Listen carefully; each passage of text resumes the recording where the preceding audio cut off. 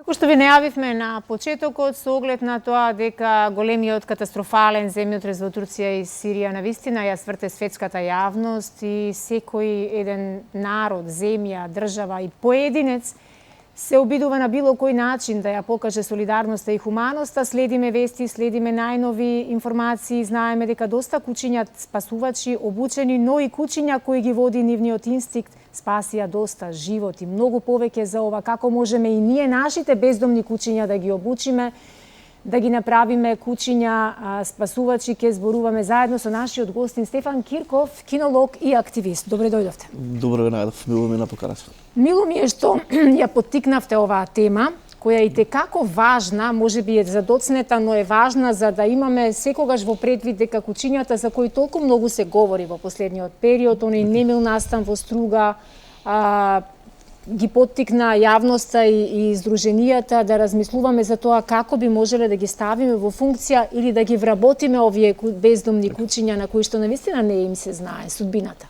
Така, најпрвен поздрав до вашите гледачи. Мило ми е што сум денеска дел од вашата емисија и баш една супер тема која треба да се разговара. Треба повеќе да се запознаат сите граѓани, поготово Македонија каде што овој број со бездомни кучиња навистина е загрижувачки.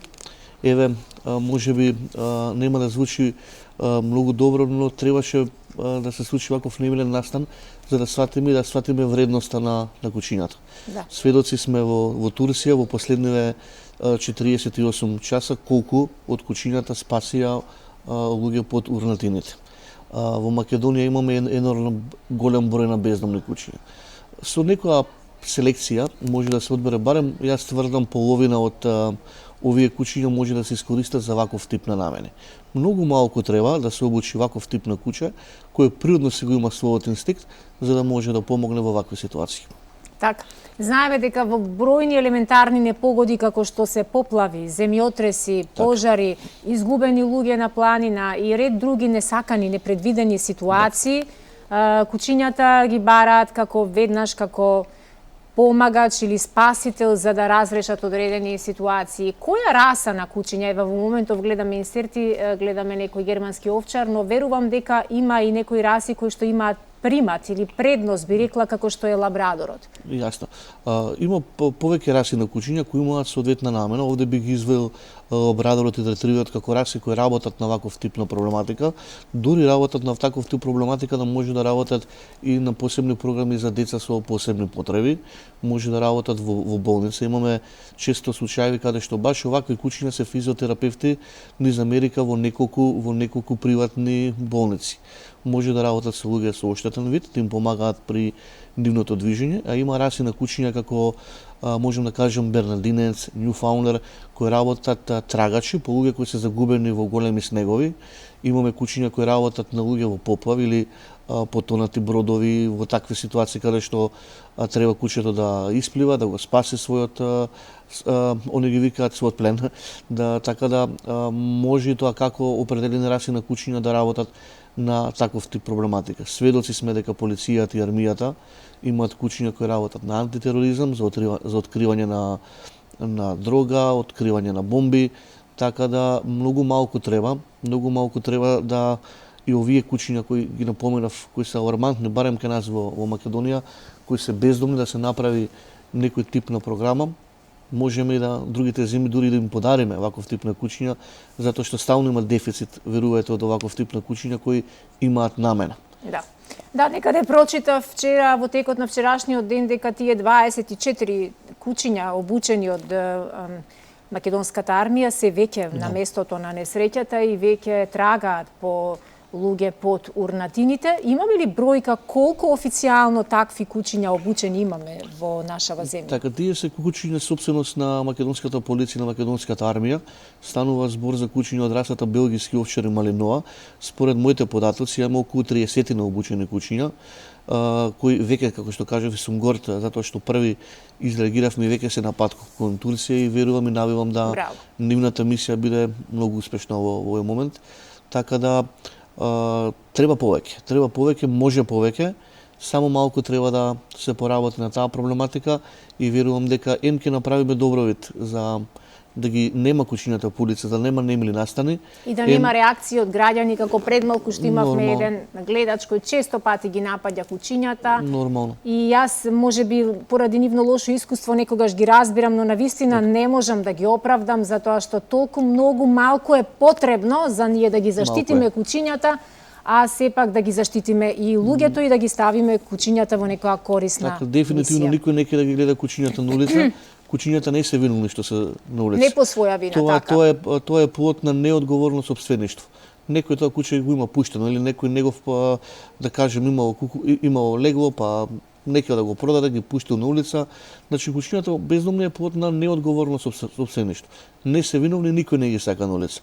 Но еве иницијатива како може тој проблем барем до некаде да се почне да се решава. Так. Кучињата имаат вредност, еве во Турција се покаже и во Сирија дека не треба да ги текот на убиваме. вчерашната Ние ги вечер- убиваме, а тие ни враќаат. Да, во текот на вчерашната ноќ ми кажавте информација дека едно куче, Да. спасител успеало да спаси Да. само за една ноќ да спаси 30 човечки Веќе животи. на социјалната мрежа се појави куче со псевдоним Белчо, кој не е од никаков тип на раса. Значи станува збор за Не е ни обучено. Не е ни обучено, тоа е бездомно кученце кое се нашlo, Во кој го моментот на чувале во несреќата, таа да. насоба, во моментов на несреќата се приклучува на спасувачкава екипа, самиот инстинкт го води и има повеќе од 30 луѓе, 30 дојави за луѓе кои се наоѓаат Каде ги водело Батуница. подурнатините? Да, и мислам дека ќе биде прогласено за куче херој Да, во тој Белчо е навистина личност на денов денешен и навистина е уште еден показател и подсетник дека некои кучиња навистина имаат повеќе срце од некои луѓе. Читав дека деновиве во Турција се пристигнати и популарните мексички кучиња кои што важат за едни од најобучените спасувачи. За жал, пред неколку месеци почина Фрида, една од најпопуларните спасувачи кучиња, но тука се и останатите кои што навистина се покажале како доста посветени на својата спасувачка мисија. Колку време е, Стефан, потребно да се обучи едно куче? се прави селекција на секој куче, дека не и секој куче пак може да работи на таков тип проблематика и да се обучи многу брзо. Значи од да кажеме од 100 кучиња, 70 може да го положат тој тест за да може да бидат корисни за ваков тип на проблематика. Времетраењето е индивидуално, значи од 2 до 6 месеци некој куче му треба, но со добра обука, со добри професионалци, дресери. Нашата армија има и тоа како квалитетни и полиција има квалитетен кадар, К9 тимот и во Министерството за одбрана, што мислам дека доколку се пројави иницијатива, може да се обучат овие кучиња и да бидат, ете да кажеме, корисни, да се ги чуваме за ваков тип на намена. Така, одлично. Еве гледаме инсерти ние од несреќата, од кризното подрачје. Имаме ли ние стационари во кои што можеме? Кавадарци е првиот град кој што благодарение на поддршката на градоначалникот и на општината гради веќе во завршна фаза стационарот и регистарот за бездомни кучиња, каде што буквално секое едно куче по улиците ќе биде згрижено и ќе биде чипирано, ќе биде евидентирано во системот. Да, секоја чест за иницијативата. Кавадарци како прв град покажа и докажува дека ете се може да се реши ако се сака овој проблем. Во Скопје ние за жал имаме стационар, тоа е јавното претпријатие ЈП под надлежност на град Скопје, кој според мене и според многу активисти работи со една погрешна програма за работа, која програма вели фатете кученце од улица, стерилизирате го, кастрирате го, дајте го 7 дена на вдомување, ако не се вдоми, повторно се враќа на улица. Ние со таа програма не го решаваме тој проблем. Тоа куче пак ќе биде на улица, пак ќе напаѓа, пак ќе биде жртва на вакви немили настани кои што се случија во Струга, така да сметам дека треба да се промени таа програма, капацитетот на лајките како да се зголеми и тоа кученце кога веќе се тргне од улица или да биде доживотно во тој стационар, или да се проба да се вдоми, има многу програми кои што се вдомуваат во Македонија и надвор од Македонија, или пак може за оваа намена која разговараме да се отвори некој камп, да работи тоа куче со тренери, каде што утре ќе направи да биде буквално куче кое ќе спасува луѓе. Така. Не знам дали е судбина, може би е и коинциденција, но веднаш после вашето гостување и после прилогот за солидарноста и за организацијата која што во моментов се веќе е во тек во нашава земја за помош на настраданите, наш гостин ќе биде и директорот на Центарот за управување со кризи, господинот Стојанче Ангелов, кој што го очекуваме да пристигне во студиото. и може би е добра идеја токму денеска да ја покренеме оваа иницијатива и да се вклучиме вака од повеќе страни за да успееме во целиот овој немил период за нашите пријатели, за Турција, за Сирија, да направиме нешто добро и да бидеме подготвени како би можеле и ние да бидеме силна поддршка во случај на несакани вакви состојби. Имаме ли регистар колку куќиња би ги згрижиле, би ги приспособиле и веднаш би почнале со обука? Да, сметам дека јавното предпријатие Вајка во претходниот период правеше некој мапирање на уличните куќиња на ниво на Република Македонија, дека таа бројка, имам податок дека само во Скопје изнесе околу 2000 куќиња кои се бездомни, која е навистина бројка алармантна за еден град, главен град, метропола, да има 2000 бездомни куќиња. Така да, од тие ние активистите во разговори кои стално ги имаме и состаноци, од тие 2000 куќиња јас се обложувам дека половина од нив може да работат на ваков тип на проблематика. Да. Како кинолог, како човек кој што предпоставувам дека ги сака многу животните, дека доста ги анализирал карактерите на куќињата посебно, постојат разноразни ставови околу тоа на какво ќе биде куќето кое сме го вдомиле или сме го купиле, зависно од тоа дали сме го посакувале баш тоа куќе, баш таа раса или може би сме сакале чисто да вдомиме некое четвороножно животинче. Наликува ли секогаш куќето на сопственикот, на оној кој го расте, или тоа е зависно од карактерот, од гените и од се останато? Интересно прашање, навистина тоа е една голема тема. Јас секогаш живеам пред да набавиме било каква раса на кутре, доколку сакаме да купиме, нели? Се разбира, ние мора да се информираме околу расата.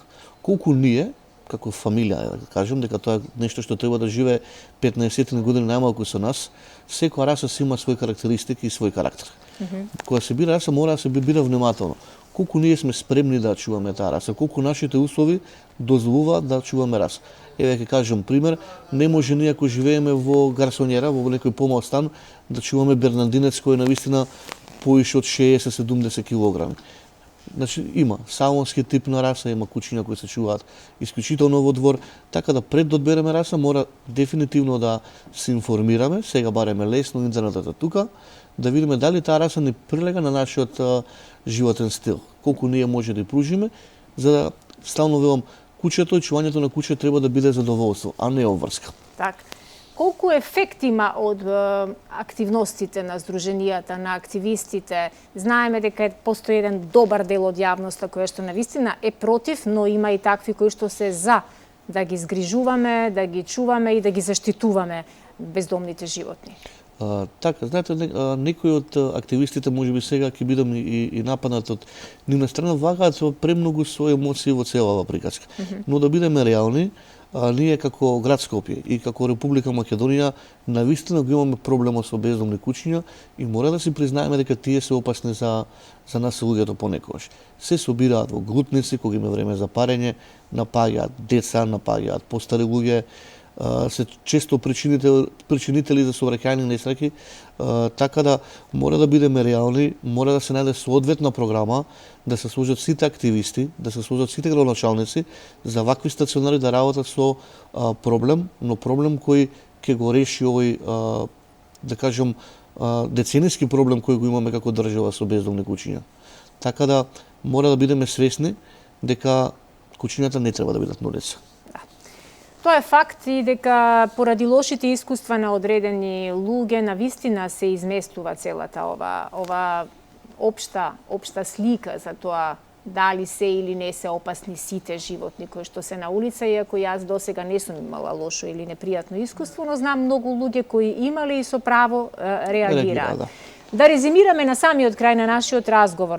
Ние како медиум сме овде да ви помогнеме во поддршката, да навистина ја истуркаме работата до крај, да се вложиме, да секое едно компатибилно, би рекла, куќе кое може да се дресира и кое може да се обучи да стане куќе спасител, да биде внесено, да биде регистрирано и да може да биде корисно за општеството.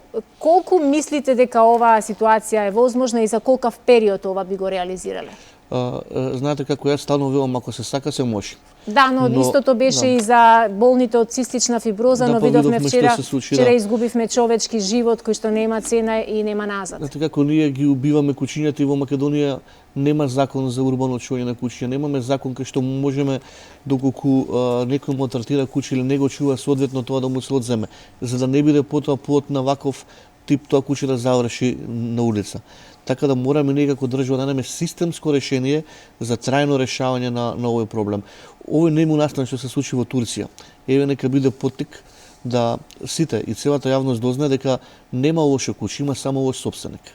Така да овие кучиња кои се надвор, гледате колку вратија со љубов кон овој не му настан. Така да еве да почнеме од тука. Ви благодарам што вратите на вашата телевизија се нонстоп отворени вашиот етер за да се разбуди оваа свест. Така да, ајде да направиме заеднички како држава нешто корисно и за кучињата и за нас луѓето. Така, тоа би било одлична идеја и верувам дека ќе истраеме се до процесот на реализација. Ние сме ви поддршката, верувам дека и многу останати слично размислуваат да бидеме корисни за сите, но најмногу и за тие животи кои што навистина не по своја вина се на улица. Тука некаде ќе ви се заблагодарам за вашето денешно гостување.